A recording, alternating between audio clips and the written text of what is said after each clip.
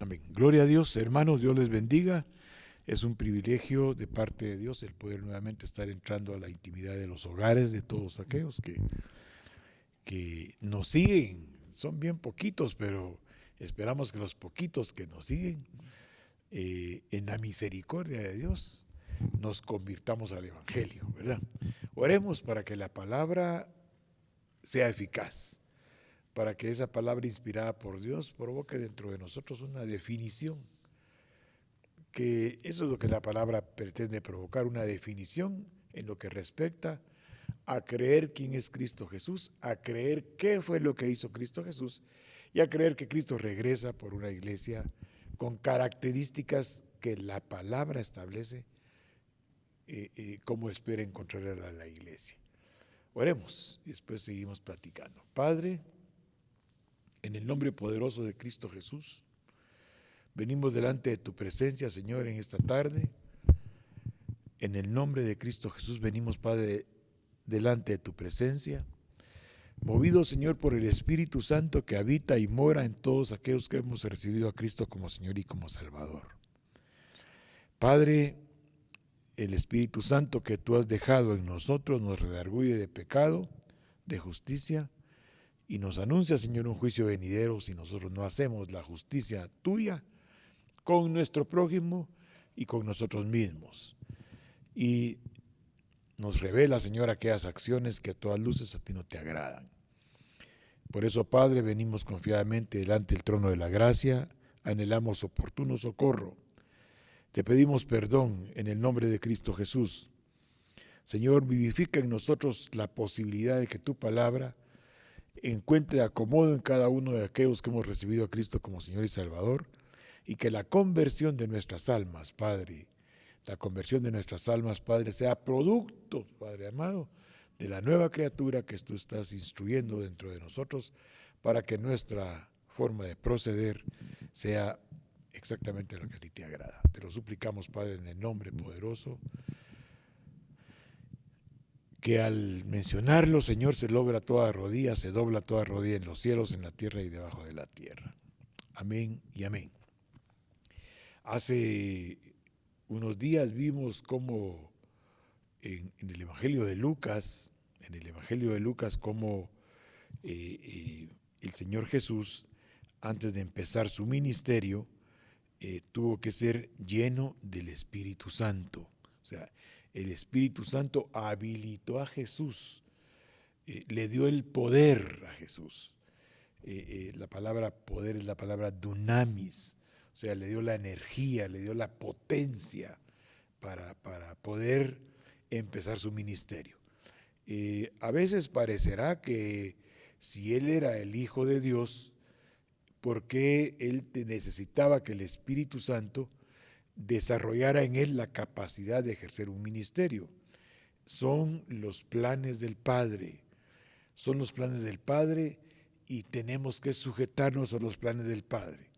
Jesús, siendo hombre, se cansaba, siendo hombre sentía apetito, siendo hombre derramaba lágrimas, siendo hombre dormía, pero también tenía una relación íntima en un diálogo perfecto, en una comunicación perfecta. Esa es lo que le llamamos oración con el Padre. Ahora, ¿por qué estamos mencionando esto?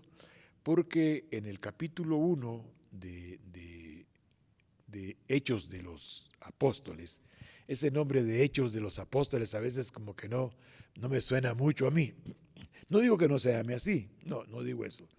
Me refiero a que son los hechos del Espíritu Santo utilizando a aquellos que se dejaron usar. ¿Ah? Por ejemplo, los apóstoles del Cordero, ¿ah? Los apóstoles del Cordero de Dios hubieron de ser llenos del Espíritu Santo para desarrollar el plan perfecto que Jesús vino a establecer en los 89, se recuerda, capítulos de Mateo, Marcos, Lucas y Juan. El Espíritu Santo hubo de llenar a Jesús de Nazaret.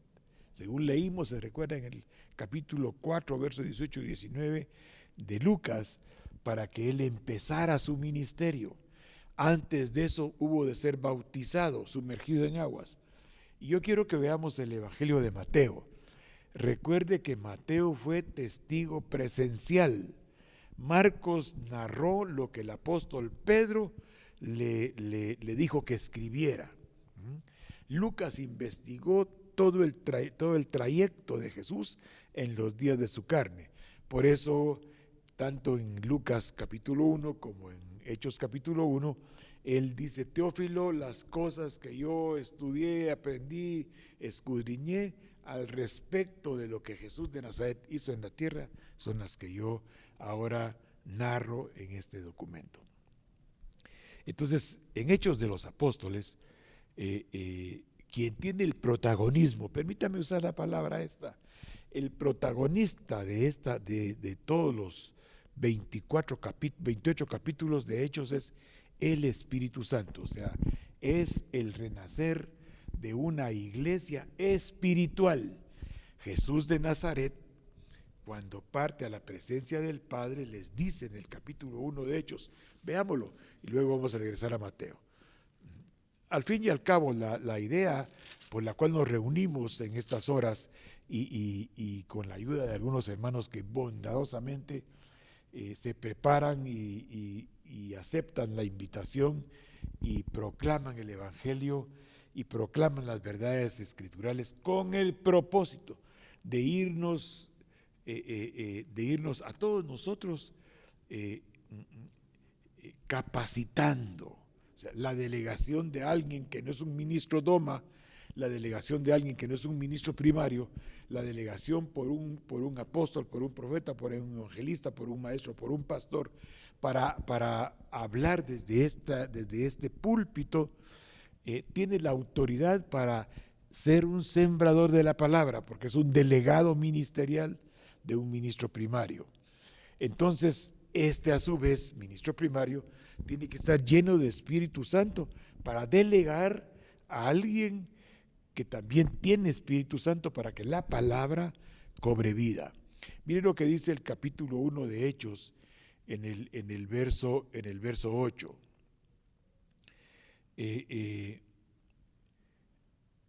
Pero recibiréis poder cuando haya venido sobre vosotros el Espíritu Santo, y entonces serán testigos. Esta palabra testigo es una palabra interesante. No le vamos a dar una interpretación como quisiéramos, pero sí quisiera yo que viera usted cómo esta palabra testigo, cuando nosotros empezamos a buscarle una explicación, la palabra testigo es martus, que viene de la palabra martureu, que viene de la palabra testimonio. Es exactamente la misma palabra que usó el apóstol Juan en el capítulo 1 de Hechos, versos 1 y 2. Él dio testimonio de Jesucristo, o sea, él fue martureo, o sea, él encarnó la palabra, él permitió que la palabra por el Espíritu Santo lo antecediera en toda situación. Recuérdense que el apóstol Juan escribe el Evangelio de Juan, escribe las 3 cartas, la primera, la segunda y la tercera carta, y también escribe el libro de Revelación o el libro de Apocalipsis. Entonces, es importante que se es testigo hasta que se da testimonio, hasta que el Espíritu Santo toma el control de las almas. Antes de eso, con todo respeto, es una manifestación de orden religioso, una sugerencia de cómo se tiene que vivir el Evangelio, pero sin la autoridad y el poder que el Espíritu Santo da. ¿En qué radica este poder y esta autoridad? En que la palabra fluye como río de agua viva, inspirada por Dios, y es capaz de desalojar cualquier argumento humano. Es más, la palabra es tan poderosa que al separar el alma y el espíritu, es capaz de poner al alma en su lugar y hacer que se sujete a todo lo que está escrito en el espíritu. La palabra martus, entonces, de testigo. Váyanse, les dice Jesús, y recibirán poder cuando haya venido sobre ustedes el Espíritu Santo, y entonces van a ser testigos en Jerusalén, en Judea, en Samaria y hasta lo último de la tierra. Fíjese qué importante. Cuando vemos la versión Reina Valera, que nos hace la traducción, nos da la interpretación del diccionario Strong, ¿verdad? Todo el Nuevo Pacto es en griego, la traducción Strong, mientras que todo el Antiguo Pacto es en hebreo. Pero mire lo que dice aquí, cuando habla de la palabra recibiréis poder, la palabra que se usa aquí es la palabra virtud, y la palabra virtud es dunamis, quiere decir fuerza, quiere decir poder, de poder, capacidad que da el Señor por el Espíritu Santo de poder hacer que la palabra tenga una capacidad poderosa para poder despejar las cosas que perecen. Es la palabra milagro, es la palabra capacidad, es la palabra potencia. Y además de eso, encontramos que es la palabra dunami. Esa palabra dunami quiere decir tener poder, y a esto quería llegar. Quiere decir ser capaz. Es importante. Cuando el Espíritu Santo llena a alguien, lo hace capaz para poder usar de las cosas espirituales que en casa, en templo hecho de mano de hombre, no funciona. Miremos adelantito nada más Hechos 17, solo para ir afirmando lo que estamos leyendo. Dice el capítulo 17 del libro de Hechos. Dice, vamos a leer el verso 24. El Dios que hizo el mundo y todas las cosas que en él hay, siendo Señor del cielo y de la tierra, no habita en templos hechos por mano de hombre. Es importante que entendamos esto, porque el alma, cuando decidió plegarse a la instrucción de la tiniebla, el alma dejó de ser de Dios. Aunque el alma creó, aunque al alma la creó Dios, cuando el hombre decide plegarse a la instrucción de la tiniebla, le quita el poder y la autoridad a Dios de poder actuar sobre el alma. No que no pudiera Dios hacerlo, pero el alma manifestó que estaba más inclinado por las cosas que perecen que por las cosas que a vida eterna permanecen. ¿Por qué mencionamos esto? Porque cuando dice el Señor que Él no habita en almas hechas, programadas o instruidas por hombre, Él no habita ahí. Por eso fue necesario que el Señor nos injertara, nos engendrara de su presencia, para que hubiera dentro de nosotros un elemento de orden espiritual para recibir la efectividad de la palabra. Y en ese elemento de orden espiritual, llamado espíritu con minúscula, que Él vivificó en nosotros, es algo que no es del hombre, mientras que el alma, aunque no la hizo el hombre, se hizo pecadora, se hizo resistente a Dios, se plegó a la tiniebla, se apartó de la instrucción de Dios. Por eso dice la palabra en el capítulo 6 de Génesis, no estará más en armonía mi espíritu con el espíritu del hombre. Entonces Dios separa y recoge su espíritu, que es a donde todos tornamos cuando salimos de la tierra, y el alma se convierte en un elemento puramente de orden ajeno, un elemento de orden ajeno a la instrucción de Dios. O sea, él pierde su libertad de acción y acciona solo negativamente. Pero cuando Dios, en su misericordia, envía a Jesucristo sobre la tierra en forma de hombre, y que se hace hombre, que se hace siervo, y se hace obediente hasta la muerte y muerte en cruz. Esa obediencia de Jesús es una manifestación espiritual a la cual todos tenemos que llegar. Por eso en el capítulo 12 de Juan, verso 24, dice que si el grano de trigo no cae a tierra y muere, queda solo. O sea, nosotros tenemos que morir a los deseos del alma para poder permitir que el Espíritu Santo habite en nosotros actuando.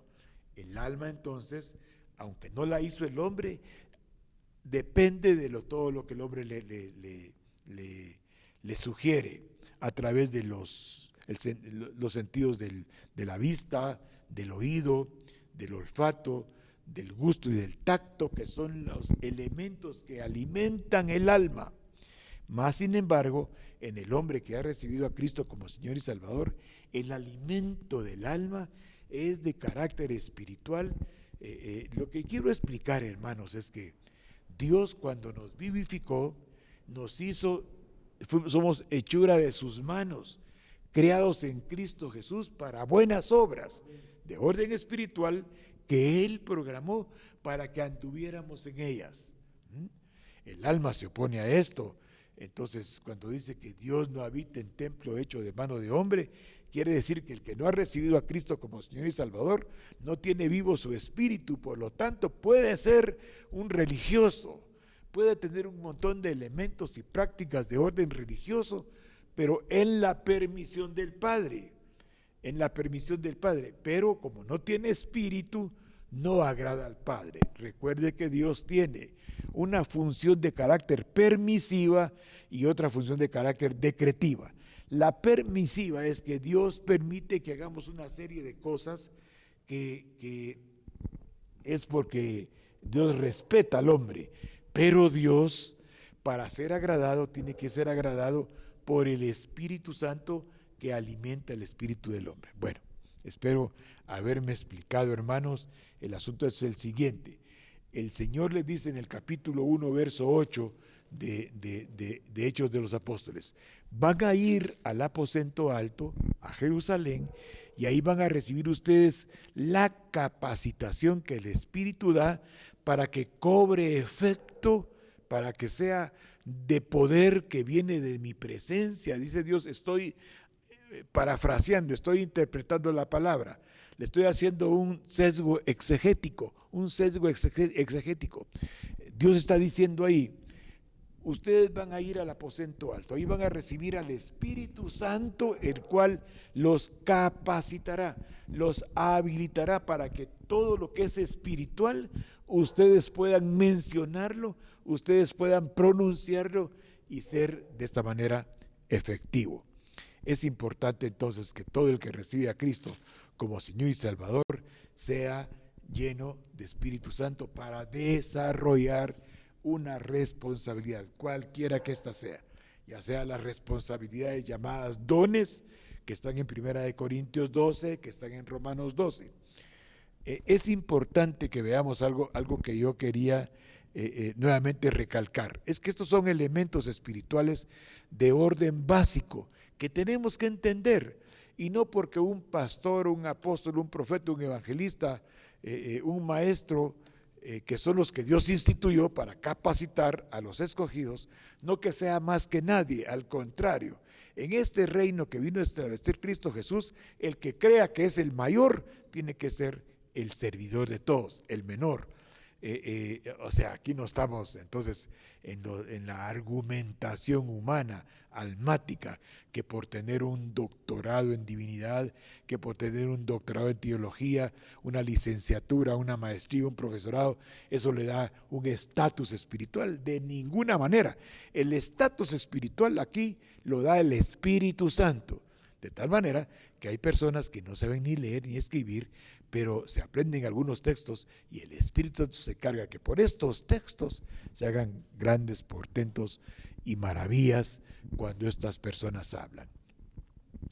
Yo quisiera ahora que fuéramos a Mateo en el capítulo, porque vimos el Evangelio de Lucas en el capítulo 4, 18 y 19, y también vimos cómo fue bautizado Jesús, o sea, cómo fue sumergido Jesús. Mire pues, Veamos el capítulo 4 del Evangelio, el capítulo 3 del Evangelio de Mateo. Es importante este detalle, porque son evangelios sinópticos, tanto Mateo, Marcos y Lucas son sinópticos, o sea, tienen una misma perspectiva, y aunque son elementos que se narran con algunas diferencias, siempre el fundamento es el mismo. Veamos lo que dice el capítulo de Mateo 3, verso 13. Jesús llegó a Galilea. En Galilea andaba buscando a Juan para que Juan lo sumergiera en el agua. Él, como sacerdote, tenía que ser sumergido en el agua. Él ya había sido presentado en el templo cuando se presentó José y María, y cuando se presentó Jesús para circuncidarlo. María ya se había presentado también en el templo para quitar la carga pecaminosa que le había traído el hecho de haber traído un ser humano a la tierra. Eran ordenanzas de carácter religioso de la época. Mire lo que dice. Mas cuando Juan vio que Jesús se acercaba, verso 14, le dijo: yo necesito ser bautizado por ti, y tú vienes a mí para ser bautizado. O sea que Juan tenía claramente quién estaba llegando para que él lo sumergiera en el agua. Mire esta actitud de humildad. Cuando hablamos de humildad, estamos hablando la dependencia de la palabra de Dios. Cuando hablamos de humildad, no estamos hablando de timbres o tonos de voz queriendo significar nuestra humildad o sencillez, no. Cuando hablamos de humildad desde el punto de vista teológico, estamos hablando de la dependencia de lo que está escrito. Por eso cuando le dice Juan al Señor Jesús: yo necesito que tú me bautices a mí, mire lo que le dice Jesús en el verso 15. Pero Jesús le respondió: deja ahora, porque así conviene que cumplamos toda justicia. Entonces Juan guardó silencio. Y Jesús, después que fue bautizado, y al subir del agua, he aquí los cielos le fueron abiertos, y vio al Espíritu de Dios que descendía como paloma y venía sobre él. Y hubo una gran voz en los cielos que volvía nuevamente a mencionar lo que el apóstol Lucas mencionó. Este es mi Hijo amado, en quien tengo complacencia. Mire qué importante, qué importante. Cuando es sumergido una persona en agua, entonces lo que leímos en el capítulo 6, ¿se recuerda? De Romanos 4, leímos Romanos capítulo 6, versos 4, 5 y 6, porque en el bautismo morimos a la vieja naturaleza. O sea, estamos físicamente demostrándole a las potestades que nosotros voluntariamente nos sumergimos en el agua, decretando y declarando con esto que el que sale del agua es una nueva criatura, sale a novedad de vida, sale para ser instruido ahora por el Espíritu Santo de Dios y de esta manera agradar al Padre. En otras palabras, entra en la voluntad decretiva de Dios, y la permisiva deja de operar dentro de él. Porque la voluntad permisiva de Dios, el alma se aprovecha de ella. El alma se plega a la voluntad permisiva y hace lo que quiere, hace lo que, con todo respeto, le viene en gana. Pero cuando el hombre entra a la voluntad decretiva de Dios, cuando entra a depender de su palabra, entonces, hermanos, empieza el Señor a desarrollar dentro de nosotros una nueva experiencia de vida espiritual. Es lo que decíamos cuando nosotros una vez hablábamos, se recuerda, hablábamos que hay oyentes, que hay creyentes, que hay discípulos. Lo voy a agarrar de abajo. Hay oyentes en las congregaciones. El que escucha la palabra, hay gente que es oyente, gente que se convierte en creyente, gente que que se convierte en discípula del Señor, ser discípulo de Dios lo transforma en un siervo, en alguien que depende absolutamente de Dios, y esto le da una amistad con Dios de tal naturaleza que esta amistad con Dios empieza el hombre a recibir de parte del Espíritu Santo revelaciones muy, muy poderosas de la palabra. Pero realmente la meta a la cual nosotros que tenemos que llegar es a ser reconocidos como hijos de Dios. Primeramente nosotros mismos nos reconocemos como hijos. Luego las personas que están cerca de nosotros ven en nosotros características de un hijo de Dios. Luego la proyección en la sociedad, en el trabajo o donde nos desempeñamos, de que tenemos características propias del Hijo de Dios. Muy bien. Yo quisiera que viéramos unos versos que están vamos a ver una versión interesante. Esta versión es la versión TLA. Esta versión TLA es la versión, TNM, Traducción del Nuevo Mundo, de las Santas Escrituras. Y vamos a leer ahí Salmos capítulo 68, y vamos a ver el verso 18.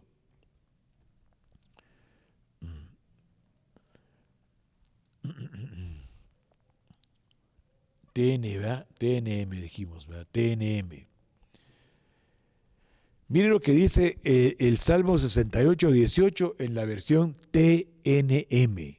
TNM. Has ascendido a lo alto.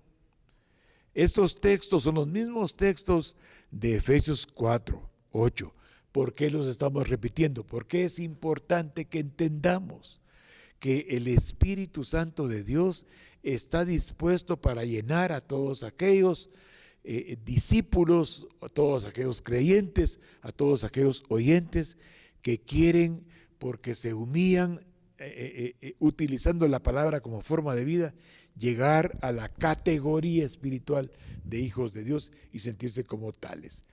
Has ascendido a lo alto, te has llevado cautivo, has ascendido a lo alto, te has llevado cautivo, has tomado dones en la forma de hombres, has tomado a dones y les dado forma de hombres. Sí, aún a los que se resisten, aún a los que son tercos, aún en los rebeldes, aún en los soberbios, tú has decidido residir en ellos. Mire qué interesante. Aquí nos deja ver que el Señor no quiere que nadie se pierda. Cuando Él lleva cautiva la cautividad y dice que aún a los tercos, a los que se resisten, a los necios, aún dentro de ellos Él puede residir. De ahí que todo el que recibe a Cristo como Señor y Salvador, todo el que reconoce que Jesucristo es el Hijo de Dios, que en la cruz del Calvario murió por nosotros, todos estos están en este texto con la posibilidad de poder ser llenos de Espíritu Santo. No es exclusividad de nadie. Todo el que recibe a Cristo como Señor y Salvador, que sea terco, resistente, no importa la condición pecaminosa en que Dios lo encuentre. Él, cuando recibe a Cristo como Señor y Salvador, es cierto, la terquedad, la soberbia, la autosuficiencia, el rencor, todo esto es parte del alma que se alimentó por los sentidos. Pero ahora tiene una entidad no hecha de manos de hombre dentro de él, a donde la palabra va a ir a ser depositada por el Espíritu Santo para ir desplazando del alma toda contaminación. Es importante, hermanos, que entendamos cosas que son elementalmente sencillas. Recuerdo, y lo hemos repetido tantas veces en este púlpito, que nosotros nos han escogido, nos han elegido. No ha sido una característica de la mente natural. La mente natural no puede elegir y escoger a Dios como Señor. La mente natural lo puede escoger y elegir como un argumento para parapetar sus defectos. Pero cuando alguien recibe a Cristo como Señor y Salvador y es instruido por estos elementos, por estos seres que Dios escogió como dones, dones doma, como elementos que Él constituyó para instruir a los apartados. Entonces, paulatinamente, este espíritu que Dios dio en nosotros va a ir desplazando progresivamente al alma. Estamos insistiendo en esto porque tanto tiempo que tenemos de estar ausentes presencialmente, hay elementos espirituales que pueden estar tornándose ausentes de nosotros, de nuestra mente natural, porque nuestra mente espiritual está vigente. Vamos a Romanos capítulo 8. Vaya, entonces yo creo que estamos claros en algunos aspectos que acabamos de mencionar. Dios, en su infinita, absoluta y poderosa misericordia, en los 28 capítulos de Hechos, todo lo que el Espíritu Santo, todos los que se dejaron guiar, se dejaron orientar, se dejaron instruir por el Espíritu Santo, todos estos lo que hicieron fue replicar lo que Jesús había enseñado. O sea que los 28 capítulos incluyen a mucha gentilidad, pero especialmente incluyen a mucha gente hebrea, a mucha gente israelita, como la resistencia que presentó el pueblo de Israel a la buena nueva de Dios.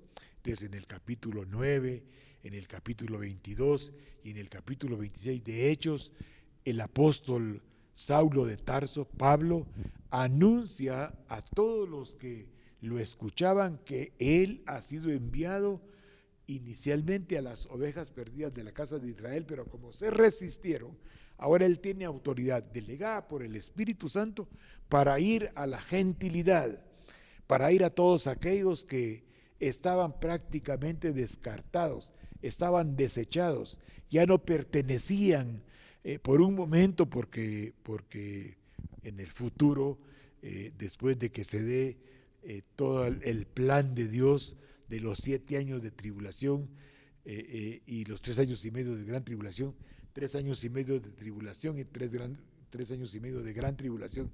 En este periodo, muchos que desecharon, descartaron a Jesús, tanto de los que han recibido a Cristo, pero que no se han plegado a la instrucción del Espíritu Santo, como el pueblo de Israel, que no lo recibió.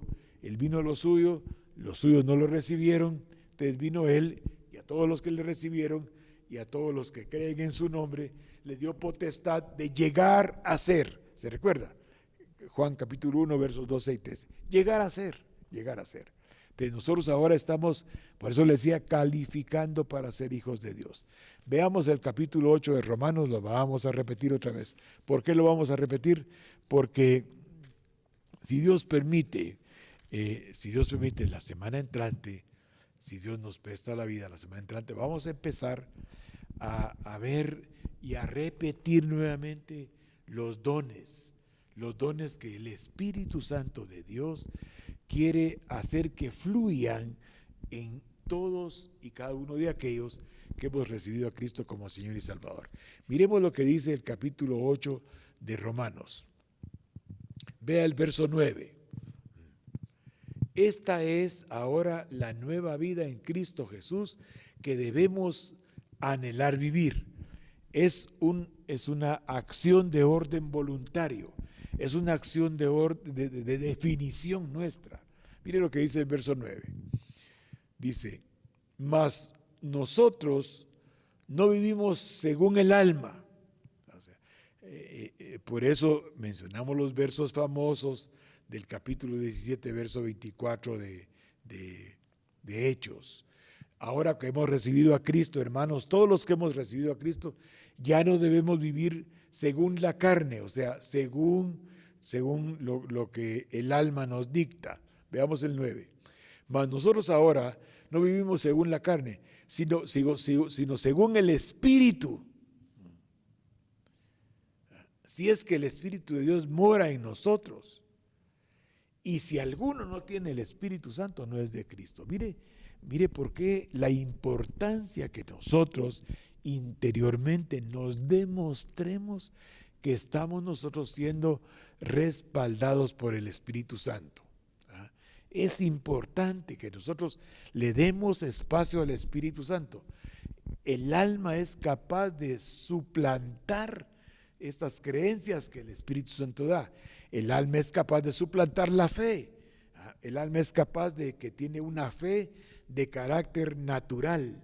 El alma puede decir que cree, pero no depende de la palabra para actuar, sino que depende de sus muy particulares formas de abordar las cosas, haciendo caso omiso de lo que la palabra, de la instrucción de la palabra. Todo el que ha recibido a Cristo como Señor y Salvador ha cancelado por la ley del Espíritu de vida en Cristo Jesús, ha cancelado la ley del pecado.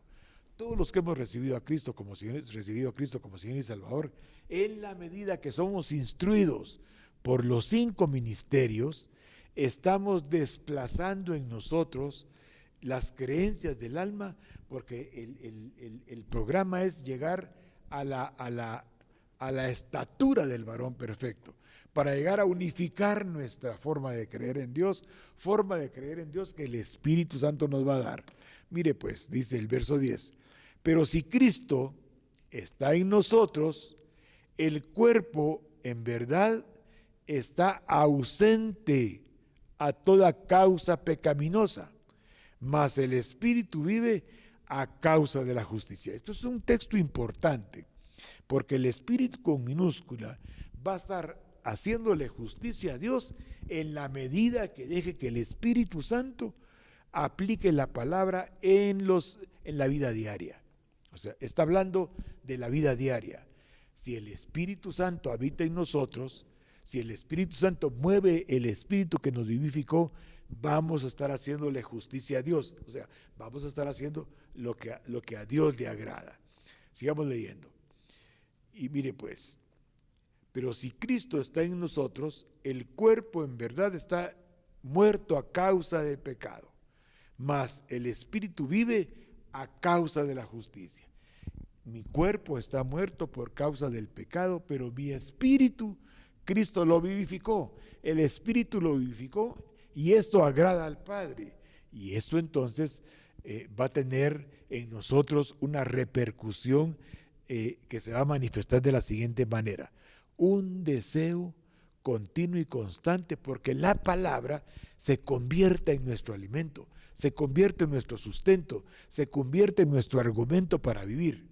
Por ejemplo, cuando un profesional, cuando un ingeniero se le presentan problemas de ingeniería, él usa elementos de juicio de carácter, cálculo de carácter. Toda la enseñanza como ingeniero va a poner por obra todos los elementos que recibió en la universidad. Todo este instructivo le va a dar la resolución a los problemas que se le planteen o a los proyectos que se le soliciten. Cualquier profesión se capacita al individuo para enfrentarse a las disyuntivas o a los retos que de acuerdo a su profesión le presentan los acontecimientos diarios. En el mundo espiritual, el conocimiento de la Escritura, cualquiera que éste sea, es un elemento espiritual que salió de la boca de Dios y es capaz de doblegar cualquier sugerencia que salga de la tiniebla. En otras palabras, amados hermanos, el espíritu de aquel que levantó a Cristo de los muertos es el espíritu que mora y vive en nosotros y que es capaz de vivificar nuestras almas para que actúen, para que se comporten de acuerdo a como Dios le agrada. Al fin y al cabo, la ley del Espíritu de vida en Cristo Jesús nos ha librado de la ley del pecado y de la muerte. Mire lo que estoy diciéndole, hermano. Estoy mencionando el capítulo 8 de Romanos, verso 2. Esto es algo impresionante, pero que es recibido, cuando es recibido en el Espíritu, es parte del poder que recibieron aquellos hombres que se fueron al aposento alto. O sea, que recibir el Espíritu Santo ahí se vio como un acontecimiento visible. Hubo un gran ruido, llamas de fuego sobre cada uno de los que estaban ahí, un viento impetuoso, pero esto fue el show físico, permítame usar esa palabra, o la manifestación física, pero la manifestación espiritual fue la forma en la que ellos actuaron inmediatamente. Por ejemplo, el apóstol Pedro lanza un discurso ahí y muchos se convierten y de una vez se bautizan. O sea, es porque la ley del Espíritu de vida en Cristo Jesús lo libra, le arranca la ley del pecado y de la muerte. Y ahora entonces el que se manifiesta es el Espíritu vivificado y el alma se sujeta. El alma se sujeta a Dios porque el alma sabe quién es Dios, porque el alma intuye quién es Dios, porque el alma deduce quién es Dios, porque en algún tiempo nuestras almas son eternas, estuvieron sujetas a Dios. Así es que, hermanos, la ley del Espíritu de vida en Cristo Jesús ha cancelado la ley del pecado. El Espíritu Santo ha cancelado la ley del pecado. Por lo tanto, todos los que hemos recibido a Cristo como Señor y Salvador tenemos el poder de actuar en contra de nuestras bajezas si la palabra de Dios es el argumento que levantamos en contra de todo aquello que no le agrada a Dios. Hermanos amados, creo que es suficiente instrucción por hoy.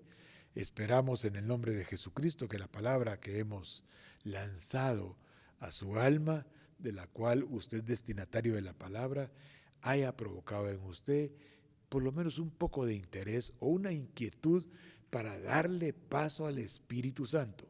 Mire, hermano, es uno de los maravillosos lujos, permítame usar una palabra de ese tipo, es uno de los maravillosos lujos que el cristiano tiene, ser manifestación evidente y franca del Espíritu de Dios sobre la tierra.